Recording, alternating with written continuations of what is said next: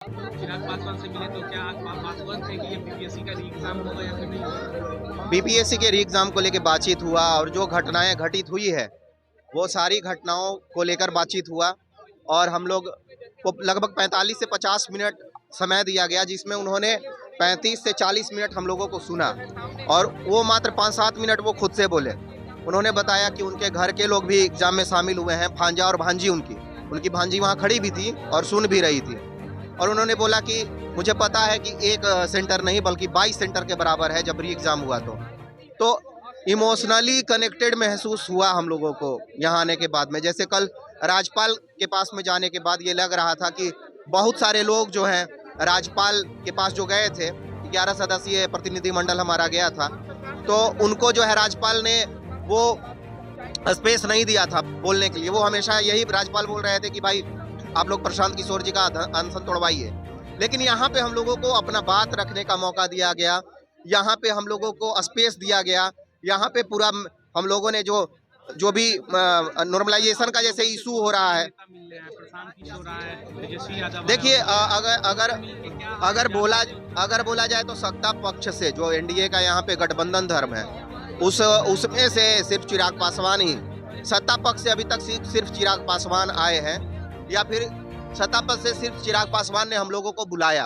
और अभी उन्होंने बोला कि अभी बहुत सारी देरी हो गई, मैंने हमारे जो स्पोक्स पर्सन मतलब हमारे जो भाई हैं बड़े, उन्होंने सबसे पहले बात ही यहाँ से शुरू किया कि आपने भैया देर किया है, 27 दिन हो गया, 27वां दिन आप मिल रहे हैं, ये हम लोग गुस्सा है इसके लिए।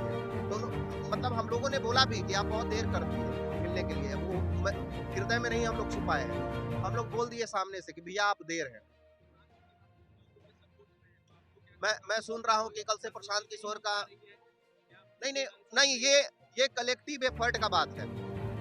जो शिक्षा होता है किसी एक आदमी का मसला नहीं है, पेपर लीक एक आदमी का मसला नहीं है, सबका है।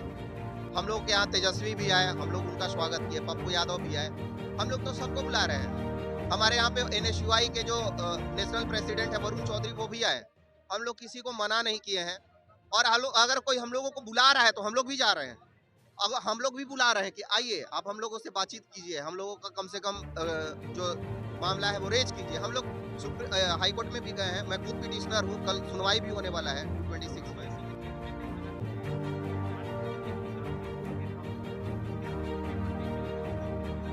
3 नंबर तो सीधे इन्होंने ग्रेस दे दिया डिलीट करके क्वेश्चन। इसके बाद में 2 क्वेश्चन रिपीटेड पूछ दिए 5 नंबर, एक क्वेश्चन जो है डिस्प्यूटेड है 6 नंबर। 6 नंबर तो इन्होंने ऐसे ही दे दिया, तो बताइए ना कैसे बराबरी होगा। राइट टू इक्वलिटी और बीपीएससी पहला बार नहीं है, एक केस है आप देख लीजिएगा नेट से, उर्मिला कुमारी वर्सेस स्टेट ऑफ बिहार 1993 का केस है।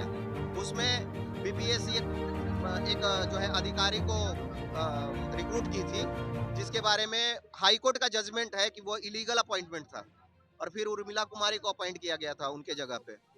तो बीपीएससी पहले भी केस हारती रही है और कल निश्चित रूप से हमारा कोर्ट में सुनवाई है। मैं पिटिशनर भी हूँ, मैं बहुत आशा और उम्मीद से हाई कोर्ट को देख रहा हूँ, हम लोग निश्चित रूप से जीतेंगे, हम लोग का संघर्ष जाया नहीं है।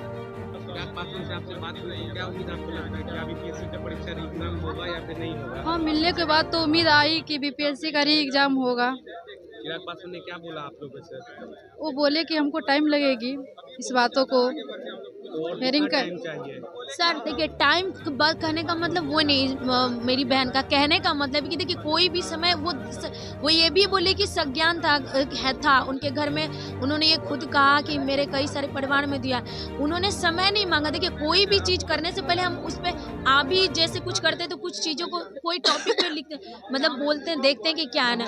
उन्होंने कहा है जो पूरा समय नहीं, थोड़ा समय लेके सारे तुरंत। और उन्होंने ये भी कहा है कि वो गर्दनी बाग में आएंगे, हमसे मिलेंगे, हमारे जो पॉइंट थी जो बापू सेंटर को लिखा था वो रखा गया। और उन्होंने कहा और हमें पूरा भरोसा है। आप लोगों को क्या मांग थी चिराग पासवान से? सर री एग्जाम तो शुरू से ही रहा है और री एग्जाम ही हम चाहते हैं, री एग्जाम चाहते हैं। प्लस जो बापू सेंटर पे हुआ, और ये आयोग ने खुद ही प्रूफ कर दिया, जब 4 तारीख को पेपर हुई थी तो उन्होंने खुद ही प्रूफ कर दिया जब 22 सेंटर बनी। हमारा तो एक ही मांग है सर, अभी भी मेरी मांग री एग्जाम ही है। ये तो हाईकोर्ट के पास चला गया, ये आयोग निर्णय तो हाईकोर्ट लेगा, तो उसमें फिर चिराग पासवान ने क्या आपको आश्वस्त किया कि ये कुछ करने वाले हैं या बड़े से बात करने वाले हैं? क्या आप लोगों को मुख्यमंत्री से मिलने आशा है या फिर उम्मीद है चिराग पासवान आप लोग को मिलेंगे? देखिए हाँ सर, देखिए जो पॉइंट आपकी सारी पॉइंट वो उन्होंने कहा है, हमने जितनी पॉइंट भी रखी चीज़ें ये कही है, तो जाहिर सी बात है उन्होंने कहा है और बोला है कि हाँ जितनी संज्ञान सीएम, जहाँ तक की बात है तो सीएम सर को तो मैं आज भी इनवाइट की थी, कल भी इनवाइट की थी, मैं अभी भी बोल रही हूँ, अभी यहाँ आके मेरे से बात कर सकते हैं। बीपीएससी एग्जाम होने के एक महीने हो गए, 13 दिसंबर को पहला एग्जाम हुआ, उसके बाद से ये धांधली की बात हुई, तो चिराग पासवान से आप पहली बार मिल रही हैं या फिर इनसे आपकी मुलाकात गर्दनीबाग में हुई?